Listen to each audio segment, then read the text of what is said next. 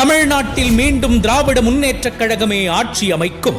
இத திமுக காரங்களோ இல்ல கூட்டணி கட்சிக்காரங்களோ சொல்லல. இந்தியாவிலேயே தேர்தல் கருத்து கணிப்புகளை துல்லியமா வெளியிட்டு வர சி-வோட்டர் நிறுவனம் நடத்திய கருத்து கணிப்பு மூலமா தெரிய வந்திருக்கு. தமிழ்நாட்டில் திராவிட முன்னேற்றக் கழகம் தலைமையிலான ஆட்சிதான் மீண்டும் அமையும்னும் திமுக கூட்டணிக்கு 45% வாக்கு 2026 தேர்தலில் கிடைக்கும்னும் சி-வோட்டர் கருத்து கணிப்பு சொல்லி இருக்கு. ஏற்கனவே தமிழ்நாட்டில் நடந்த கடந்த 5 தேர்தல்களோட முடிவுகளை மிக துல்லியமா சி-வோட்டர் வெளியிட்டதால இந்த கருத்து கணிப்பும் தவற போறது இல்ல.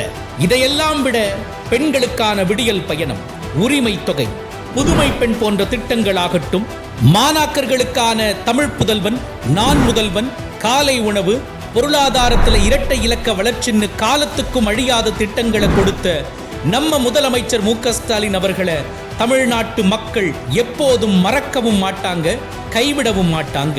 இது நன்றி கடனை மட்டும் தீர்க்கிற நேரம் இல்ல, ஜனநாயகத்தையும் தமிழ்நாட்டோட மண், மொழி, மானம் ஆகியவற்றையும் காக்கிற நேரம் அப்படிங்கிறத உணர்ந்துதான் சி-வோட்டர் நடத்தின கருத்து கணிப்பில முழுக்க திமுகவுக்கும் அதன் கூட்டணிக்கும் ஆதரவான நிலைப்பாட்டை மக்கள் எடுத்திருக்காங்கிறது இது மூலமாவே தெரிஞ்சுக்கலாம்.